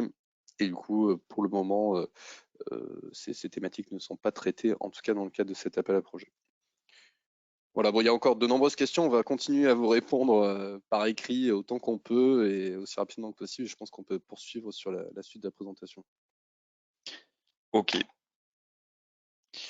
Du coup, donc, une fois que ces projets ont été donc présélectionnés, donc ils ont été éligibles, ils ont été instruits, ce qui a permis de bien vérifier la performance en termes de CO2. Ils ont donc été notés, ils sont classés. Ils sont classés et donc là, juste avant de passer à l'ultime étape qui sera la sélection en comité de sélection, il va quand même avoir la vérification du niveau d'aide. Donc le classement est fait, il bougera plus, il va plus bouger et c'est uniquement là le niveau d'aide qui pourra évoluer. Donc à la baisse, hein, puisqu'on ne peut pas vous donner plus d'argent que ce que vous avez demandé initialement. Donc voilà, donc là on est sur cette ultime partie qui est vérification du niveau d'aide, donc qui n'influence pas sur le classement, je le répète. Donc comment elle fonctionne, comment ça va fonctionner? On reste sur le système classique où vous pouvez demander un taux maximum, je précise bien c'est un taux maximum, taux d'aide maximum, suivant votre taille d'entreprise et suivant la thématique du projet. C'est-à-dire que sur une thématique d'efficacité énergétique, par exemple, c'est souvent là où on peut demander le moins en volume d'aide, donc c'est 30% pour une grande entreprise. Et si vous avez un projet modification du mix énergétique, par exemple l'électrification de votre four, et que vous êtes une petite entreprise, vous pouvez demander jusqu'à 60% d'aide. Deux choses. Déjà, si vous êtes en zone AFR, que ce soit en France métropolitaine ou en Outre-mer, vous pouvez demander un petit peu plus que cet taux d'aide. Donc, pour en France métropolitaine, c'est 5% supplémentaire. Donc, vous pourrez demander, si vous êtes une grande entreprise, 35, 45, 45, 35%. Et en Outre-mer, c'est 15% de majoration qui sont possibles. Ça, c'est pour tout ce qui concerne l'AFR. Bien sûr, de nouveau, ça reste des taux d'aide maximum, c'est-à-dire que vous ne pouvez pas demander plus. Là, on sera obligé, nous, pendant l'instruction, d'abaisser le niveau d'aide, mais vous pouvez évidemment demander moins dans l'optique d'être plus compétitif. Voilà, le but pour vous est vraiment de réussir à dimensionner le bon niveau d'aide pour vous en tant qu'industriel, qui va vous permettre de mettre en place votre projet. Et après, tout ce que vous demandez en plus, c'est un risque à prendre pour vous, puisque vous allez forcément baisser au classement, puisqu'au moment de votre dépôt, comme il y a l'efficacité d'aide qui est demandée, qui est prise en compte, vous allez baisser au classement si vous demandez plus d'aide que nécessaire. Deuxième point, ces taux d'aide ne sont pas directement appliqués au CAPEX, ils sont appliqués à l'assiette des coûts admissibles. Je vais revenir sur cette slide-là. L'assiette des coûts admissibles, donc c'est égal à la différence entre les dépenses éligibles et le coût du scénario contrefactuel. Donc, on peut imaginer que vous présentez un projet de 10 millions d'euros de CAPEX, que nous, pendant l'instruction, on s'aperçoit qu'il y a 1 million d'euros qui ne sont pas des dépenses éligibles. Donc, vous arrivez avec des dépenses éligibles de 9 millions d'euros. Auxquels seront soustraits le coût du scénario contrefactuel, donc je vais décrire un petit peu plus après, mais donc cette soustraction, enfin cette différence, dépenses éligibles moins coût du scénario contrefactuel, ça vous donne une assiette des coûts, et c'est sur cette assiette des coûts-là que sont appliqués les taux que l'on a vu sur le tableau précédent. C'est pas sur le CAPEX, c'est sur l'assiette des coûts admissibles que vous pourrez appliquer 30-40% de demande d'aide. Donc au niveau des dépenses éligibles, elles sont inéligibles si donc elles ne participent pas à l'augmentation du niveau de protection de l'environnement et si elles sont précisées comme telles dans l'annexe 4 du volet technique, car il y a une liste un petit peu plus exhaustive de ce qui peut passer en termes de dépenses et ce qui ne peut pas. Donc le scénario contrefactuel, je vais en parler juste après. Et point très important, donc qui n'a pas changé depuis les premiers dispositifs. Donc pour des raisons d'incitativité de l'aide, il ne faut surtout pas faire de dépenses avant le dépôt de la demande d'aide. Alors hors dépenses d'études, bien évidemment, mais hors les dépenses d'études, si vous réalisez des dépenses d'achat d'équipement lié à votre projet avant que vous ayez fait le dépôt de la demande d'aide, c'est l'ensemble du projet qui sera rendu inéligible. C'est pas juste les dépenses que vous avez faites, c'est l'ensemble du projet. Donc soyez très vigilants là-dessus il vaudra mieux retarder de quelques semaines votre commande, le temps de finaliser votre dossier et de le déposer, plutôt que l'inverse, parce que ça aurait pour conséquence de rendre votre projet inéligible. Donc sur le scénario contrefactuel, alors, plusieurs choses. La première chose, c'est que ce scénario contrefactuel, donc, il répond à la question qu'est-ce que vous auriez fait si quel type de projet vous auriez fait si vous n'aviez pas eu d'aide ADEME, si vous ne pouvez pas bénéficier d'une aide ADEME. C'est vraiment là-dessus qu'il faut réfléchir, puisque le but de ce dispositif, c'est non pas simplement d'aider un projet industriel, mais de financer le surcoût qui est lié à la surperformance environnementale. C'est vraiment ce que vous allez faire en plus en termes d'environnement que ce qui va vous coûter en plus en termes d'environnement que l'on va financer. Donc c'est à ça que répond le scénario contrefactuel. Le contrefactuel, c'est voilà, sans aide, qu'est-ce que vous aurez fait comme projet standard. Je précise, donc là c'est marqué voir annexe 3 du volet technique pour les différentes modalités du scénario contrefactuel.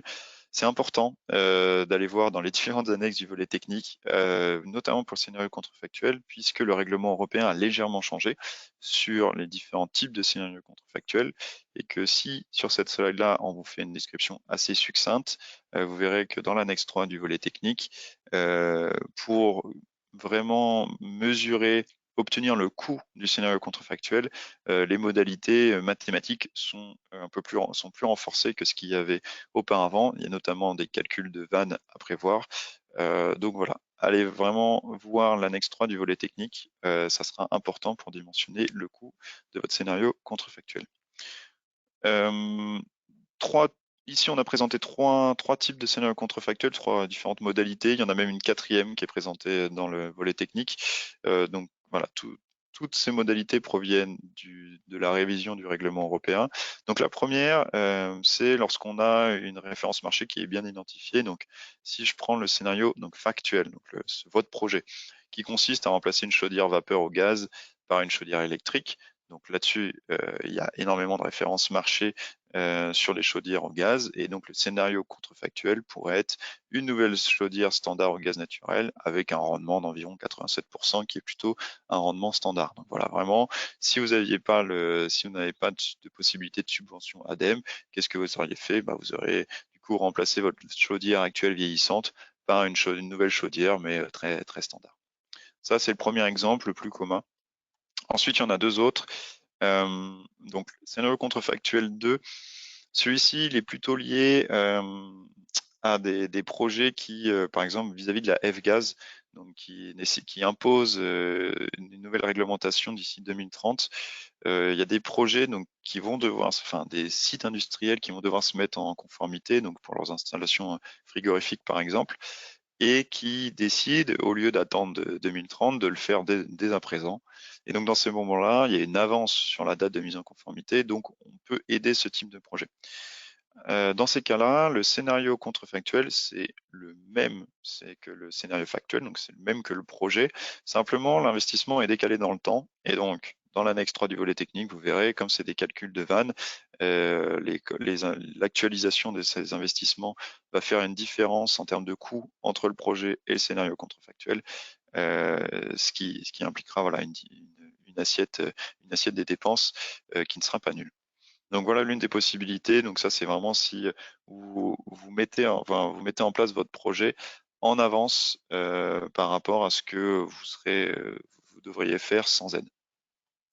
Dernier point, imaginons que votre projet, c'est de remplacer une ligne de production qui fonctionne encore assez bien, et donc la durée de vie pourrait être prolongée donc par une ligne plus performante sur le plan énergétique. À ce moment-là, si ce projet c'est ça et que votre ligne de production fonctionne déjà bien, c'est vrai que c'est un peu compliqué d'imaginer un scénario contrefactuel qui serait un remplacement de toute cette ligne de production. Et donc là, le scénario contrefactuel pourrait être une opération de maintenance. Donc la durée est de 10 ans, et même chose que précédemment, allez voir l'annexe 3, puisque les modalités mathématiques, j'ai envie de dire, précisent un petit peu comment on calcule ces coûts de maintenance.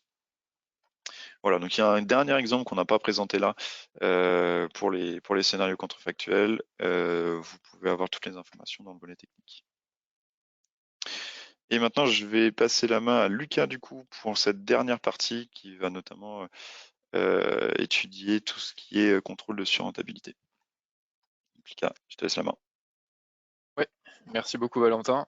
Donc pour continuer sur cette phase de vérification du niveau d'aide, donc un contrôle d'absence de surrentabilité sera effectué. Donc deux cas de figure distincts. Donc pour les demandes d'aide inférieures à 15 millions d'euros, le ratio temps de retour brut 4 ans après aide sera calculé selon la formule suivante.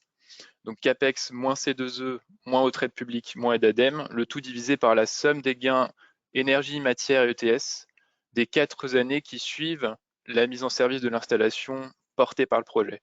Et en soi, donc cette somme de gains constitue une petite nouveauté par rapport au précédent dispositif, même si on peut retrouver, cette formule est très similaire à celle du TRB des précédents dispositifs.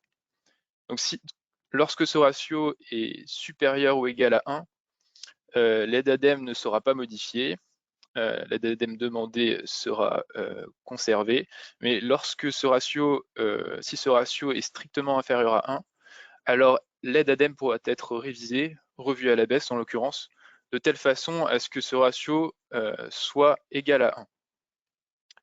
Deuxième cas de figure, et qui constitue également une nouveauté, pour les demandes d'aide supérieures ou égales à 15 millions d'euros, un contrôle d'absence de surrentabilité sera également effectué, mais via l'analyse d'un plan d'affaires détaillé qui sera à fournir par le porteur. Et donc, dans ces deux cas de figure, pardon, tu peux remettre la slide d'avant. Donc, dans ces deux cas de figure, donc comme l'a mentionné mon collègue Valentin, donc le classement ne sera pas modifié. Donc, en fait, le classement n'est pas modifié suite à cette phase de contrôle.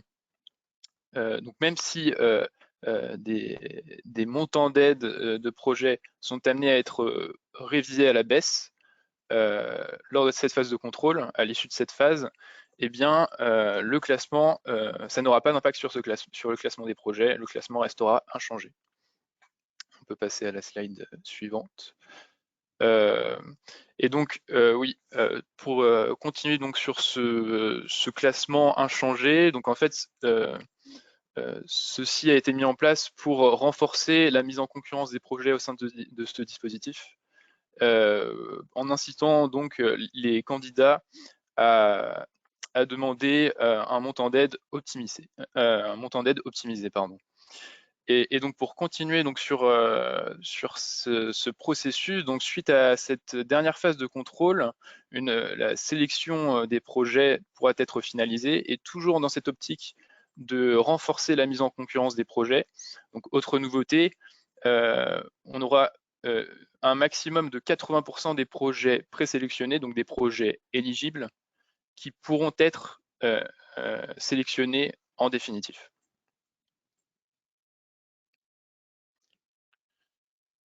Pour ce qui est des modalités de versement de l'aide et d'ajustement de l'aide post-projet, donc vous avez à votre gauche donc l'échéancier des versements de l'aide qui sera fait suite à la phase de sélection des projets. Donc une avance de 10% sera versée après signature de la convention, sur présentation de justificatifs de commande pour plus de 50% des dépenses éligibles. Puis un versement de 30% sera effectué lorsque 30% des dépenses éligibles seront réalisées. Puis un versement supplémentaire de 30% sera versé à la mise en service. Et enfin, un versement du solde pourra éventuellement être effectué après 1 an de fonctionnement d'installation en production stabilisée et après mesure de la performance de décarbonation. Au niveau des ajustements de l'aide, du montant d'aide post-projet, le montant d'aide pourra être diminué de manière linéaire en fonction de la performance de décarbonation. En fait, il y a vraiment une relation totalement linéaire entre le montant d'aide effectif et la performance obtenue. Donc, par exemple, si 80% de la performance de décarbonation est atteinte en définitif, alors 80% du montant d'aide prévu de base sera effectivement versé. Donc ce cas pourra donc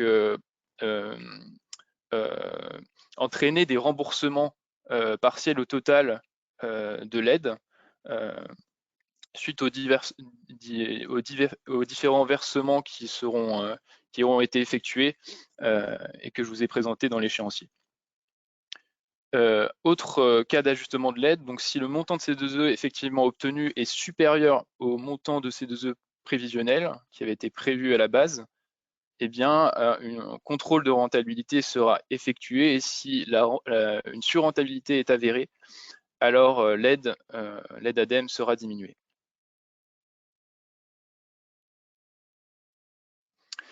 Donc, pour déposer votre dossier, donc vous avez besoin de réunir toutes ces pièces qui sont obligatoires, donc qui sont listées sur cette slide, avec notamment 3 pièces fondamentales et dont la trame, le format est imposé, est obligatoire. Donc ces pièces sont le volet technique, le volet technico-financier et seulement pour les demandes d'aide supérieures ou égales à 15 millions d'euros, le canevas du plan d'affaires. Et d'autres pièces complémentaires, donc que vous voyez listées ici, sont obligatoires mais sont demandées sans format préétabli, le format n'est pas imposé. Et tout autre document jugé utile par le porteur pourra être, par le candidat, pourra être ajouté au dossier déposé, si nécessaire. Alors, petit focus sur le volet technique. Donc, ce volet technique est scindé en 4 grandes parties. Une première partie qui concerne la carte d'identité du projet. Une deuxième partie qui sert à décrire précisément l'opération et de manière claire, en mettant notamment en évidence la description de la situation avant opération, la situation après opération, après projet, et une description du scénario contrefactuel. Une troisième partie est consacrée donc aux éléments nécessaires à l'évaluation des notes N2A et N2B que Valentin vous a présenté précédemment. Et enfin, une dernière partie est consacrée donc aux engagements, une dernière partie un peu plus juridique est consacrée aux engagements du bénéficiaire. Donc nous insistons sur le fait que les explications doivent être claires et précises du mieux possible pour faciliter l'instruction, la rendre plus efficace et plus rapide. Pour ce qui est du volet technico-financier, donc c'est un fichier Excel qui regroupe donc 12 onglets. Certains onglets sont plutôt requis pour la phase d'éligibilité et d'autres sont beaucoup plus utiles pour la phase de sélection des projets, sachant qu'il y a également un onglet informatif qui vous donne quelques informations sur la méthodologie de calcul des trajectoires de prix. Et 2 autres derniers onglets servent donc au reporting de l'État et au reporting de l'ADEME. Donc, nous insistons une fois de plus sur le remplissage qui doit être fait de la manière la plus claire et détaillée possible. Et enfin, seulement pour les demandes d'aide supérieures ou égales à 15 millions d'euros, le canevas du plan d'affaires devra être complété également et présente 3 onglets clés. Donc le premier onglet est consacré donc au calcul de la valeur actuelle nette du projet. Donc l'onglet est totalement automatisé, mais il est tout de même possible d'ajouter des lignes de coûts ou de revenus si nécessaire, sans modifier le format général et les grands principes généraux de l'onglet. Un deuxième onglet est consacré donc aux hypothèses. Donc toutes les hypothèses de coûts et de revenus doivent être entrées dans cet onglet et doivent être dûment justifiées. Et il est possible également dans cet onglet de rajouter des lignes de coûts et de revenus sans modifier le format général de l'onglet. Et enfin, un dernier onglet est consacré donc au calcul des amortissements et de la valeur terminale, sachant que la méthodologie du calcul des amortissements est prédéfinie, mais peut être ajustée si nécessaire par le candidat. Et par contre, la méthodologie de calcul de la valeur terminale est prédéfinie et ne peut être modifiée, donc elle est imposée. Et donc voilà, donc nous insistons une fois de plus sur la qualité, la clarté des justifications qui doivent être apportées. Donc pour clore cette présentation, donc quelques informations importantes à retenir. Donc il y aura 2 dates de relève. Une première relève de dossier qui aura lieu donc le 27 juin 2023 et une autre en fin d'année le 12 décembre 2023. Donc quelques points essentiels qui sont très importants. Donc le dossier qui doit être fourni doit être le plus complet possible, clair, ambitieux mais tout de même réaliste en termes de décarbonation. Et la demande d'aide doit être, nous le rappelons, optimisée. Donc vous avez quelques informations de contact de l'ADEME, des directions régionales qui sont également disponibles dans les annexes du cahier des charges et le lien d'accès au cahier des charges et aux pièces obligatoires qui est situé en bas de cette slide.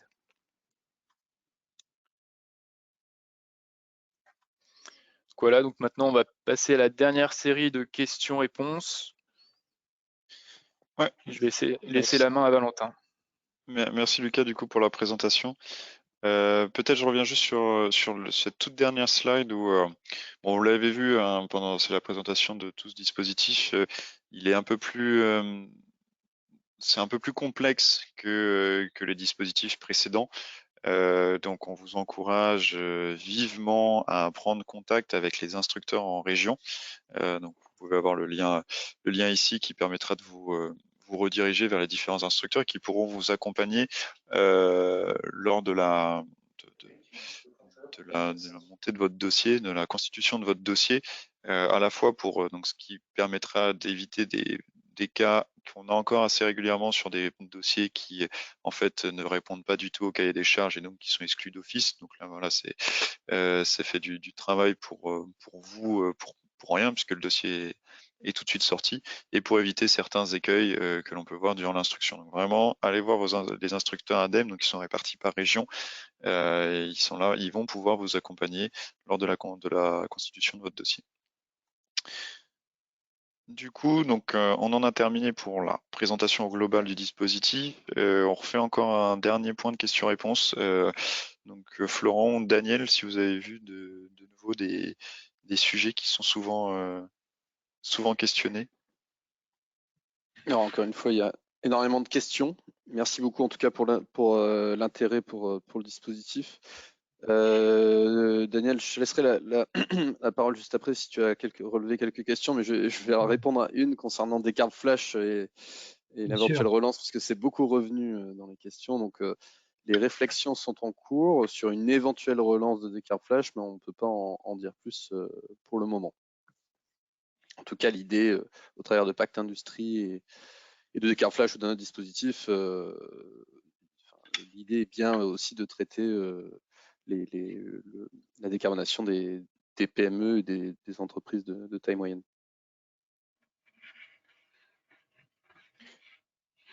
Daniel, est-ce qu'il y a quelques questions qui sont ressorties? Enfin, il y a énormément de questions, c'est un peu compliqué de faire des grandes familles. Je ne dis pas qu'on a tout vu, mais on peut peut-être revenir sur les scopes. Est-ce qu'on est bien sur scope 1 et 2, scope 1 et 2 et 3? Il faut peut-être le redire clairement là. Effectivement, on est donc sur les scopes 1 et 2. Alors d'ailleurs, dans le cahier des charges, vous verrez que c'est affiché maintenant catégorie 1 et 2, puisque les noms ont changé. Le scope 3 est maintenant catégorie 4, 5, 6. 3, 4, 5, 6, pardon. Donc voilà, donc nous, en tout cas, pour rester sur l'appellation classique, donc on est uniquement sur les scopes 1 et 2. Il y avait une question sur les codes NAF. Donc là, la réponse a été donnée. Hein, ce n'était pas forcément uniquement des codes NAF industrie. Et dans la FAQ, j'ai vu qu'on avait explicité, donc on remettra peut-être ces exemples dans la FAQ pour montrer ce qu'on peut considérer comme un site ayant une activité industrielle, je dirais. Hein. Il y avait une question, est-ce qu'il y aura une vérification ex post du CO2 évité? Oui. Oui, au moment du versement du solde, on vérifie. Donc en fait, le projet est sélectionné, vous allez le mettre en place. À partir du moment où la mise en service est faite, vous avez 1 an de mesures à réaliser. Donc, pendant une année pleine, vous allez réaliser des mesures de consommation au périmètre de votre projet, consommation énergétique, de matière, etc. Et au bout de cette année-là, du coup, vous allez pouvoir estimer est-ce que la performance en termes de CO2 abattu a-t-elle bien été atteinte? Si c'est le cas, si elle a bien été atteinte, pas de problème, on vous verse le solde, parce qu'à ce stade-là, il n'y aura que le solde qui restera à verser. En revanche, si malheureusement vous n'avez pas réussi à atteindre vos objectifs, le solde sera, enfin l'aide au global sera diminuée au prorata de l'atteinte de l'objectif. Donc ce qui veut dire que si on reprend l'échéancier qui est à cette slide-là, donc le solde, il va représenter 30% de l'aide globale. Donc si vous atteignez absolument pas les objectifs, comment dire, si vous atteignez 70% ou plus de l'objectif, donc là c'est juste le solde qui sera impacté, donc on vous versera moins d'argent. En revanche, si vous atteignez moins de 70% de l'objectif, là c'est en plus du fait que vous allez pas recevoir de solde, vous allez même devoir rembourser une partie de l'aide. D'accord. Il y avait une question aussi, peut-être de mieux comprendre ce que ça voulait dire verrouillage technologique. Est-ce qu'on peut le repréciser un petit peu? Oui, verrouillage technologique, ça serait des projets. Alors, je vais prendre un exemple un peu concret, même si du coup aujourd'hui, avec la révision du règlement européen, c'est plus possible, mais un projet qui investirait dans une nouvelle chaudière gaz, on peut associer ça à du verrouillage technologique. C'est-à-dire que, ok, la chaudière gaz va être un peu plus performante, donc il y aura un petit peu de CO2 abattu, mais néanmoins, ça veut dire que le site se bloque sur une technologie gaz pour les 15 ou 20 prochaines années. Donc ça, c'est un verrouillage technologique. C'est typiquement le type de projet. Donc là, une chaudière gaz, on pourra de toute façon pas les financer, mais il y a d'autres projets où partir dans cette direction va peut-être permettre d'abattre des tonnes de CO2 à court terme, mais va empêcher le site de totalement se décarboner. Donc voilà, c'est ça que nous, on cherche à éviter. Donc normalement, de toute façon, lorsque vous aurez fourni une feuille de route, avec la fourniture de la feuille de route, ça pourra être assez clair que votre projet n'a pas pour conséquence un verrouillage technologique. D'accord. Alors, il y a eu beaucoup de questions sur le RGEC. Bon, il y avait une question de savoir quand est-ce qu'il existerait, qui serait transposé en droit français, enfin voilà, qui serait applicable exactement. Et puis quelques exemples du genre, je passe du charbon au gaz, possible ou non, ou bien je passe du gaz vers une mixité électricité-gaz, est-ce que c'est possible ou non? Alors, quand est-ce que ce RGEC, donc effectivement la version révisée est aujourd'hui en anglais, quand est-ce qu'elle passera en français? Je ne sais pas, on sait juste que c'est en cours, donc peut-être le mois prochain, peut-être dans 2 mois, peut-être dans une semaine. Très honnêtement, on n'a pas du tout de vision là-dessus. Ensuite, pour du coup, donc cette révision du RGEC donc bloque. En fait, la nouveauté, c'est pas qu'elle bloque des projets au charbon et au fioul. En fait, ils étaient déjà bloqués avant. Par contre, là, la nouveauté, c'est qu'elle bloque des projets qui vont aller consommer directement du gaz. Donc, une chaudière gaz, un four consommant du gaz, voilà. Ça, c'est nouveau et c'est ce que cette révision du RGEC empêche de financer. Donc, un projet qui passe du charbon à du gaz, c'est plus possible. On ne pourra pas financer ça, ce qu'on avait fait pendant le plan de relance. Mais là, aujourd'hui, c'est plus possible. En revanche, sur des projets mixité gaz, électricité, on arrive sur une zone pas forcément extrêmement claire vis-à-vis du RGEC. Ce qui est sûr, c'est que la partie gaz ne pourra pas être financée. Est-ce qu'on pourra financer la partie électrique? C'est vraiment à voir au cas par cas. C'est-à-dire à quel point la partie électrique est indépendante de la partie gaz. Voilà, ça dépend des projets. En tout cas, on ne pourra pas financer voilà, tout ce qui est équipement directement relié à du gaz, comme des boilers. On ne pourra pas les financer, même s'ils sont extrêmement efficaces. D'accord. C'est quand même un cas qu'on risque de rencontrer assez souvent, quand même, cette mixité des projets, compte tenu des prix de l'électricité, etc. C'est peut-être pas évident d'imaginer l'électrification complète de certains process, quoi. Oui, puis il y a certains secteurs où effectivement, on pense notamment au secteur du verre où ils ont des technologies qui existent déjà totalement, des technologies de four mix qui sont déjà matures et bien efficaces. C'est un vrai sujet. Absolument. Alors, il y avait des questions aussi sur, alors je ne sais pas si on a répondu à ça, les prix de référence qui sont pris en compte, le prix du gaz, le prix du CO2, le prix des C2E, je l'ai vu, je crois.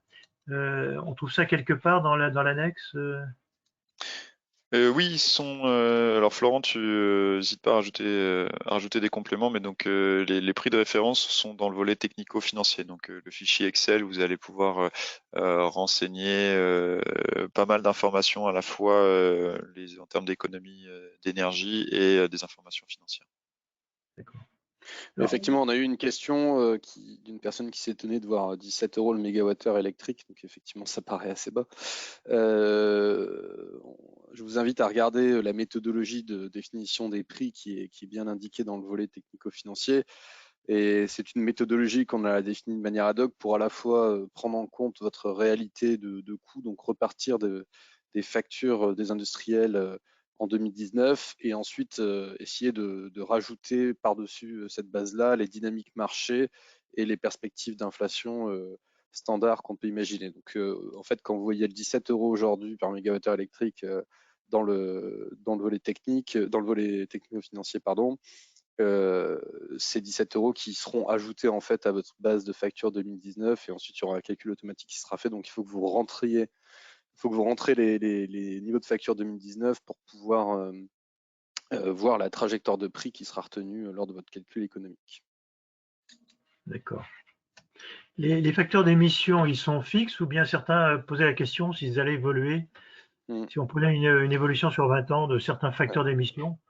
Je viens de répondre à la question, en effet. C'est très compliqué de prendre des facteurs d'émission évoluant sur 20 ans. Donc, les facteurs sont statiques et pris selon les dernières informations qu'on a sur la base carbone de l'ADEME, qui sont issues d'ailleurs des rapports du GIEC. Et donc, voilà, on les a fixés suivant les dernières données disponibles, donc 2022 ou 2021. Et effectivement, ils sont fait un calcul de performance de décarbonation sur cette base-là, et ensuite on les prend sur 20 ans. C'est pas juste, mais c'est une bonne approximation en tout cas dans l'état des Oui. C'est quand même plus simple, oui, je suis d'accord. Bon, moi j'avais noté une dernière question. Vous aviez fait référence à un document européen sur les scénarios contrefactuels. Alors je ne sais pas si ce document on le trouve facilement, il sera indiqué.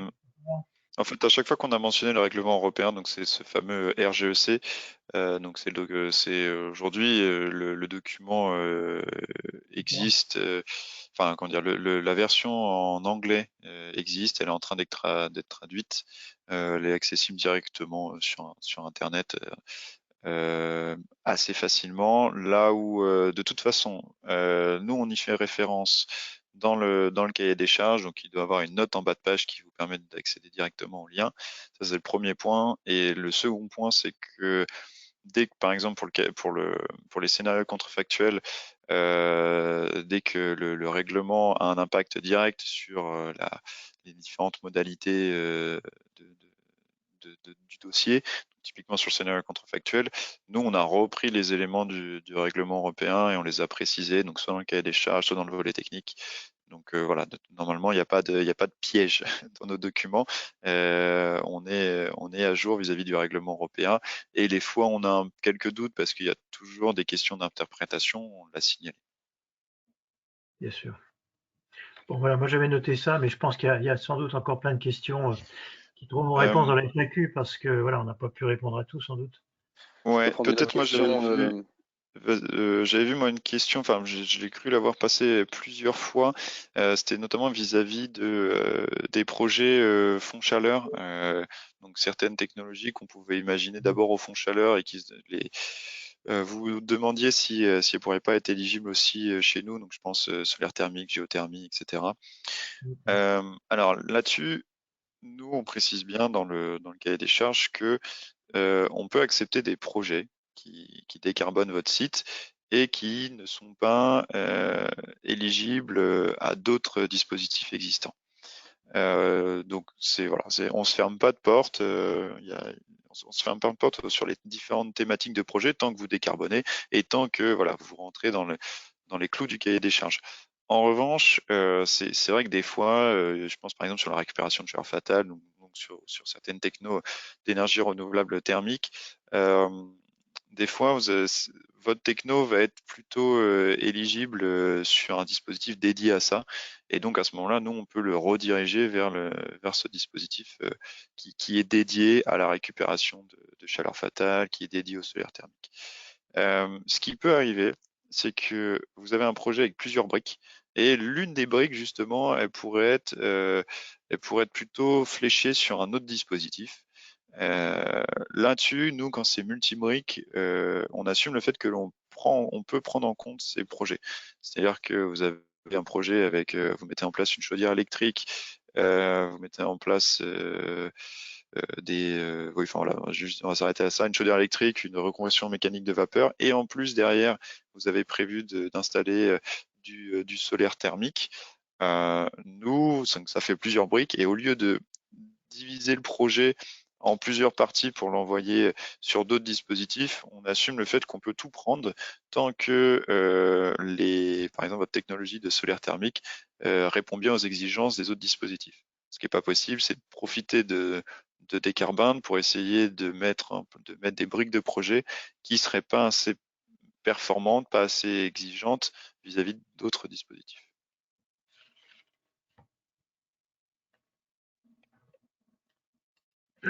Voilà, Laurent, je ne sais pas si tu as d'autres questions.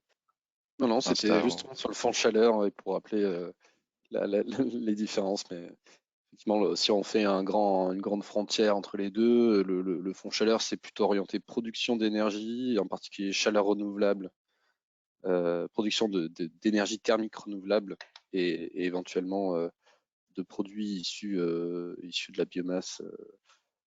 Voilà, alors que nous, on est vraiment sur Decarbund, sur la transformation des procédés industriels pour baisser les émissions des sites industriels. Et ensuite, il y a les zones grises dont Valentin parlait et qu'on traitera au cas par cas. Donc effectivement, si ce n'est pas clair dans quelle case vous allez et que vous avez un projet hybride, encore une fois, le mieux, c'est de prendre contact avec nos collègues en direction régionale. Il y a un maillage assez fin sur le territoire et ils vous accompagneront pour vous orienter vers les meilleurs dispositifs. Si vous me permettez, peut-être deux remarques qui sont peut-être un peu aussi une publicité pour la T2E. J'ai bien noté qu'il fallait faire très attention aux problèmes de qualité et qu'en fait, dans les dossiers précédents, on avait vu quand même un certain nombre d'erreurs sur les bilans énergétiques, sur les impacts carbone, etc. Donc voilà, c'est juste pour dire qu'il existe pour FEI, il existe des formations de ce type pour bien être au fait et présenter des dossiers de qualité. Et puis j'ai vu des questions aussi pour savoir s'il y avait des catalogues qui donnaient des retours d'expérience, etc. Là, j'oriente très volontiers vers des colloques que nos régions, par exemple, vont organiser cette année sur la décarbonation de l'industrie, donc des journées complètes où là, il y aura aussi des témoignages d'industriels.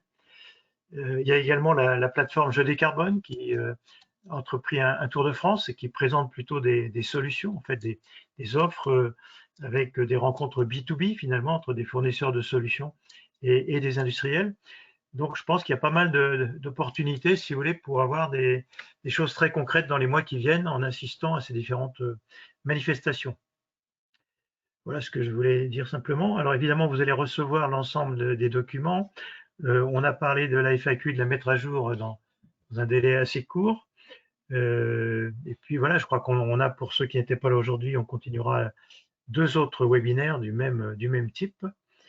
Et je pense que le mieux, c'est de revenir effectivement vers nos amis de la décarbonation industrie pour répondre à des questions très précises. On a vu des cas quand même très très précis où là, il faut regarder le dossier, je pense, avant de répondre en fait. Voilà ce que effectivement, il y a des cas très particuliers qui ont été proposés. C'est toujours très intéressant de voir qu'il y a énormément de choses qui se passent et de créativité sur les projets. Donc nous, ça nous permet aussi d'alimenter nos réflexions pour de futurs dispositifs. Mais effectivement, quand on n'est pas dans des choses standards et au vu des règlements européens qui sont quand même pas toujours évidents à analyser ou à interpréter, le mieux c'est que vous contactiez nos collègues et qu'on regarde ça dans le détail. Est-ce que vous souhaitez dire quelque chose en conclusion au niveau de l'ADEME? Bon, peut-être juste que pour faire écho à la FAQ, donc il y a encore quelques questions qui restent sans réponse, puisqu'on n'a pas eu le temps de tout traiter pendant ce webinaire. Donc nous, on va y répondre au travers de la FAQ qui sera ensuite accessible à tout le monde. Donc donc pas d'inquiétude. D'accord. En tout cas, merci à tous les experts hein, de l'ADEME, de la DGE pour cette présentation. Et puis maintenant, bon courage pour préparer vos dossiers et répondre à cet appel à projet. Bonne journée à tous. Bonne journée.